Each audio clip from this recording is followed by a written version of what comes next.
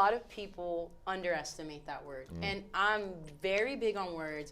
It's really big to me because I realized I walked around life saying all these words and I didn't know the meaning of it. Just like influencer, I say attention. People think, well, attention on Facebook, and it doesn't mean that, right? So you said the word significance, and a lot of people are looking for their purpose. You speak about how when we're born, we have a book, and that our dad and moms write our story, then our teachers write our stories, and that most of us don't take the pen back, right? And just like Trent Shelton stated, you are your purpose. You just have to discover it within you. What would you say to an individual right now that hasn't taken the pen back? How do you take the pen back in your life? How do you become the narrator of your story?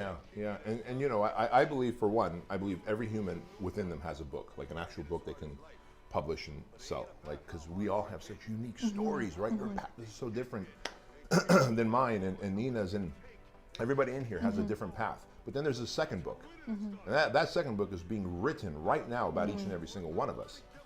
And when we're born, you cannot have the pen because you're a baby. So someone's got to feed you. So they decide what you're eating. So in your book of life, they go, oh, the baby's going to eat this, and she's going to wear this, and she's going to like these colors, and we're going to buy her this stuffed animal, et cetera, et cetera. And so someone's writing in your book. But what ends up happening is then as you grow up and maybe you're a little chubby because of the stuff you ate, in my case, that's how it was, and like, oh, you know, you're just always going to be chubby. You're never going to be athletic. That's still writing. Now they're writing into my brain, right? They're literally, and so I start believing that I'm chubby, I'm never going to be athletic, and so I grew up as a fat kid all the way throughout high school, right? Turns out actually I have pretty decent genetics. It just turns out when you don't work out and you're fed fried Armenian food all the time, you do get fat. Even the most athletic human will get fat.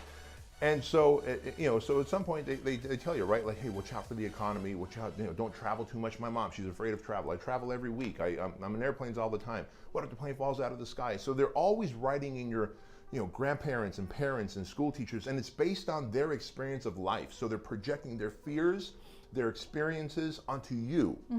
My dad in Armenia, when he was younger, had an older brother drown in a lake. So we come to the United States. My dad's like, you can go to the beach, never go in the ocean. I will kill you if you go in the ocean. I'm like, why? He's like, you had an uncle that drowned, the water kills. No. Having a cramp, he apparently had a cramp and then he drowned. That will kill you. The ocean won't actually kill you. People surf, people hang out, they go in the water, they swim, right? So for years, I didn't go in the ocean.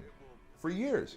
Until like in my late 20s, I was like, okay, I'm gonna go in the ocean. Right? Like, it's embarrassing to admit that, but look how long it took because someone else was writing in my book of life. So at some point you must, but then you start feeling like a victim. Well, I can't do this because of, and I can't do this because I'm fat, and because I'm dyslexic, and because they said, and because Trump's the president, and because the economy crashed, and because airplanes hit the building, and I got fired. Like, when the fuck does basically, the excuses stop? Basically living in fear. Without taking control. Take the pen back and you start writing in the pages that are left because there's only so many pages left.